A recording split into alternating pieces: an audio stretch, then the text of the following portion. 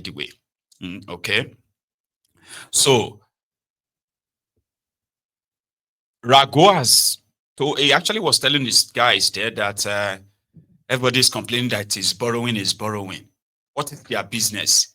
Even if he sells Niger State to raise money, which will be their own business. They can cry blood if they want to cry blood. When they are done, but you could tell everybody. Yeah, and you won't be able to pretend for too long.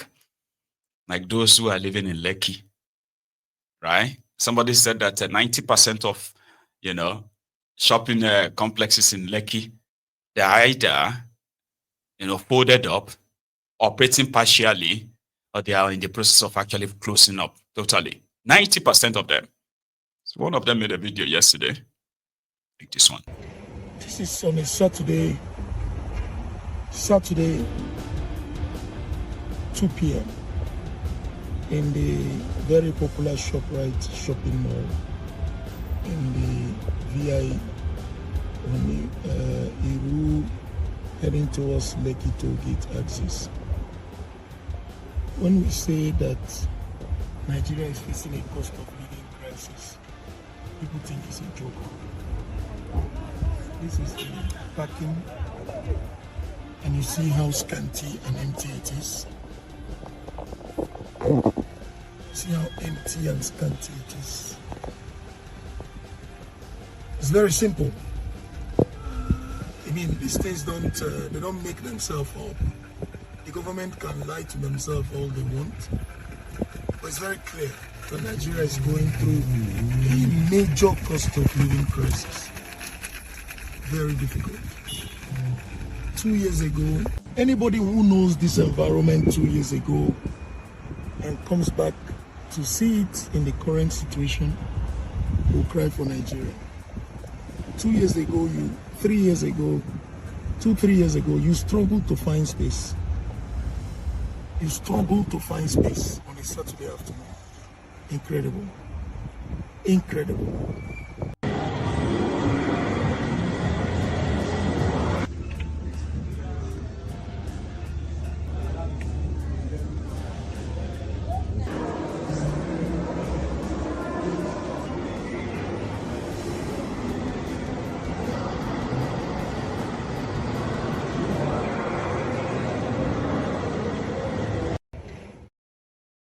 Ronukus commenting on that video, they were like, now the place where you go, this will go to place early in the morning, and he's expecting the place to be busy. And others were like, if ShopRite, that's a ShopRite's problem. Obaino is working. Keniko is still, the Ronukus. And the message right there is just so you know that no matter how much you pretend that everything is fine, right?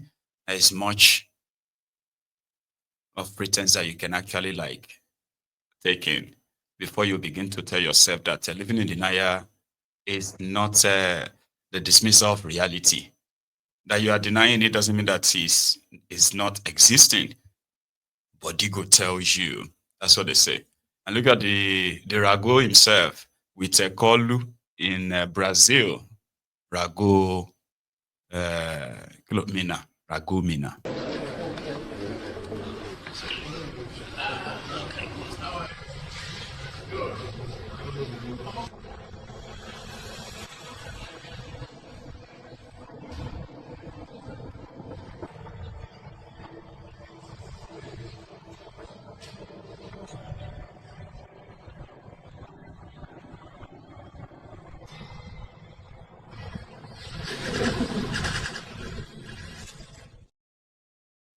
They see them eye service in Igbo, right? They will tell you it's our culture. Our culture said we should respect elders. This nalayo eye service, and Kolu is like living like a royalty. All right, he's enjoying it, and they've told them once you see him, just go on the floor like that. You can even prostrate for him. Don't say it's because you are governor. You can get anything you want. Do you understand? You can get away with anything too. This is their time. And everybody can use the opportunity to feather their own nests as much as they can. Yeah. Except for this Emir of Iwo. Remember Rashidi Dangbana Shoko, Emir of Iwo. You don't go Canada. The African Wahala. Did you see this guy around? Because he came to renew his passport. And while he's making the video, he told us that Canada is the best country in the world. And this is somebody who is a king in Yoruba land and promoting the Saudi religious ideology in the Yoruba tradition. So he turned himself to Emir, right? He's a drug addict too, or drug abuser, or whatever you want to call him. Rashidi Dangbana sent us this video from Canada. Yeah, so my passport is only expired yet to expire next year. But I didn't fit because it's 10 years renewal. I didn't fit to come and renew my passport. It's a 24-hour service. I renew my passport from this old one, and you can see they have to punch holes on it. So and I got a new one. Another 10 years. Passports renewal of the best country in the world. Nigeria is going to be best too, but right now, believe me, Canada is the best of the best country in the world. I love Canada. I love it. Yeah. Rashidi Dangbana, and that is the Emir of Iwo. People from Iwo, I've had one or two people from Iwo that felt kind of like upset that I called him Emir of Iwo. Emile Makoramoni, Kintemi. Some of you are comfortable with it too, because some of you believe that you are Larubawa. Do you know that? There are some of these deranged people that are around these guys. Around this guy in Iwo. They watched him desecrate the same traditional institution that made him king. About one number back home, there's this old man. They said that man was like about 90. Right? So the man won't budge. He kept kind of like saying, this is how we do things, this is how we do things. Rashidi Dangbana sent his boys. One number by right? Ulokusileni. You get what I mean? Like them beat him. Old man. Few days later, the old man died in his house. This guy. He said all this traditional, this and that, they are pure rubbish. He said that every now and then. And there are those lunatics in a war. Some of them are always like with this, their bed sheets. Those bed sheets that people will wrap on their head like that. Because they believe that they are from Saudi. They are Yorubas. So these are the guys he surrounded himself with. And they are telling him that Iwo is Larubawa. Anybody that is not, we don't want Aborisha. We don't want anything like that madman. You see? These are part of the bastards in Yoruba land that are now grown up. And look at what they are doing to the same culture, tradition, and everything about Yoruba. And they are still using it as their meal ticket, by the way. I'm a Yoruba. Where's my share? Give me my own share. They are using their Yoruba-ness as their meal tickets to get their own little crumb from this contraption. So if you look at me, if you are from Iwo and you look at me somehow, you're going to wear somehow. Like I'm not the person you have to look somehow. Go and look at that lunatic. They actually unfortunately put your town on the map for the wrong reason. So don't look at me like that. Don't look at me like that because I'm going to wear like that. I've actually seen majority of them on social media, Baba. I want lunatic and they are Yoruba, so their hatred for who they are not kind of like be described in a single video. Yeah, that's him. He's a Canadian. That's the thing with many of your politicians too. That is the same thing with most of these, these Abroadian Ronukus that love Nigeria from abroad. Everybody is fighting for their second passport. Once you have your own second passport, Canadian, British, American, and their children are carrying all these passports. Suddenly, they will tell you they love Nigeria so much. Well, Nigeria is our country. We need to, but the Weres will never relocate to that, their country, their beautiful country. Sort of. For the same reason why they ran away, is the same reason why they won't run back, they won't go back. And if they did go back, like they managed to go back, the reason why they are going back is because they have something called insurance. Oh, I used to have all my British passports here though, but it's not here. You know, it was like the time when I left Nigeria, right? And when I landed in Heathrow, right? Then I got into their subway, got on the train to Erith, and I was just looking everywhere like, UK, not Lily. London, not Lily. Is this still London? You know, now, say I didn't go into town per se. I was just kind of like, everything looks like normal thing now, like ordinary things anybody could build. So instead of me to start fancying the UK, come on, UK. About every demo come, man, Romania, like I'm always like angry. That is what actually kickstarted Mayegun's diary political. Instead of me to become, some of you, they gave a COS visa to, right? And you came to the UK and you turn yourself to bloggers. Ladies and gentlemen, but see, let me show you. If you want to come to the UK and you want to beat this, and I want to get, you want to convert your COS to Oshita and Shen time, yeah. All those Oribruku advice. Let me advise you, it's very cheap to live in Nigeria. See, let me tell you guys, see, London is not easy. We are also, see, it's not easy. See, since I came here, let me tell you how I'm making money. Let me tell you, all those nonsense. I didn't do that. I was making videos showing those who are trapped in the place and showing them that, you look at this place, on a road be this, now pathway be this, now school be this, now hospital be this, now houses be this. Which of these things do you think is supernatural that can be built or put in place? For those who know me very well, that's why you see people will talk about time. I remember that time you were in the kitchen. I was always angry, not impressed, just angry. I was angry at just those guys who are making those decisions in that contraption. But yeah, of course, myself, probably right now, I'm going to have to take their, what do you call it? Take their British passport too.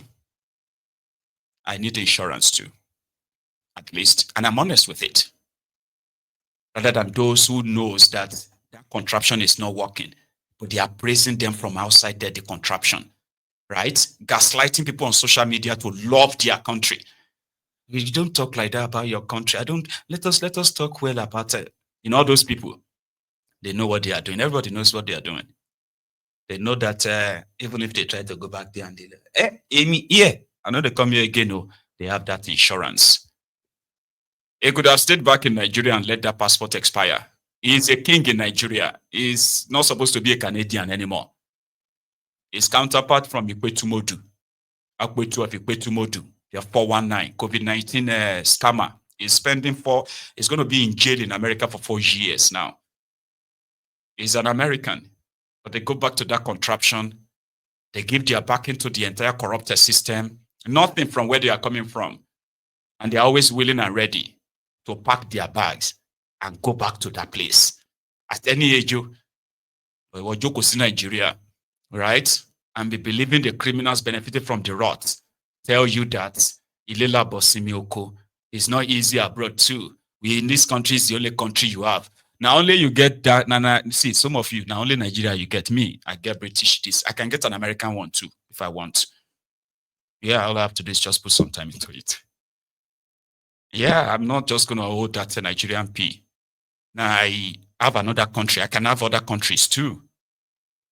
But those who don't get other countries, maybe say that they hold that same passport. They are your politicians, your royal fathers, your pastors, your imams. They have all different passports of different countries, from Qatar to Saudi to Europe to America to all these Asian countries.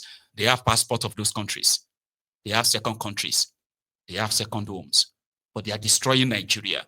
And they are telling you not to fight. That if you fight, and you let us, this country goes up in smoke. We don't have another country. They do.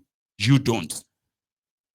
And they are willing to run to that place. So you are watching them destroy your own, the only one you think you have. You watch them destroy it. You defend them. But guess what? With a single blink, pum, one, pam, they have disappeared to all those places for safety. You can use your brain before they use you. That's up to you, not me. Here is somebody who believes that Thiefnubu doesn't deserve a second term. I think we all know that. So I'm going to keep that show you now. See. Thiefnubu does not deserve a second term, and this is why. It is said that to whom much is given, much is expected. Thiefnubu has been given more resources than any other president who has ever ruled this nation, even more than the military dictators. But what is he doing with the money?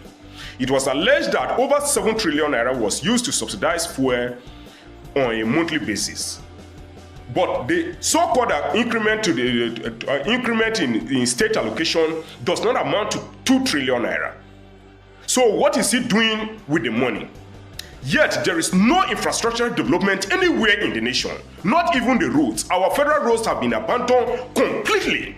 He has even dismantled the Federal Road Maintenance Agency. Now, a responsible government should be carrying out massive development everywhere, including investing this money for future development. But instead, there is no investment anywhere. He is borrowing more and more, and we are still in debt of over $43 billion. Nigeria is still in debt of over $43 billion. And so what can we say Thiefnubu is doing for us? What can we say Thiefnubu is doing for us? With all the resources, instead of us to expect from him, he has discouraged our expectation or our interest or our hope in the Nigerian government completely. We have lost hope in the Nigerian government completely. Is this the kind of person that we should be talking about a second term about? Or that we should support for a second term? He absolutely has nothing to offer. But look at the things that he has ruined, the level of damages that he has caused. Number one, he removed fuel subsidy, increasing the cost of petroleum products by over 500%. He has devalued the naira, increasing the naira has lost value of over 100%. He has increased tariffs of all kinds by over 300%. He has set our economy backward by over 60 years. He has normalized corruption. He has increased insecurity by over 50%. He has promoted disunity. Nigeria has never been this disunited. He has transformed us from a socialist state to a capitalist state. Now there is nothing. Students were given scholarship. Now students are given loans.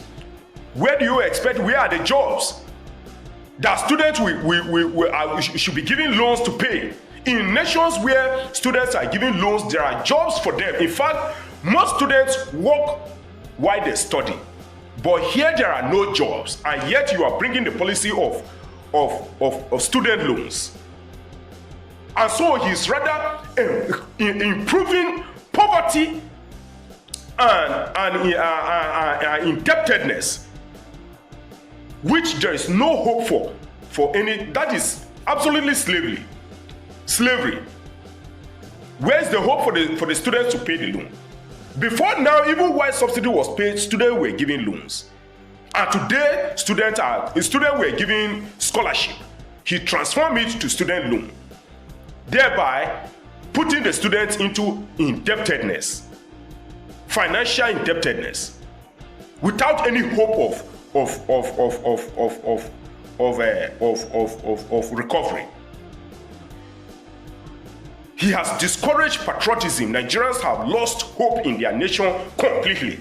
Is this the kind of person that we should be discussing about second term about? Any lunatic. We are a poor nation. The bank code will follow. They say firewood, not food. They say we need to plant more trees. And they are not giving us money.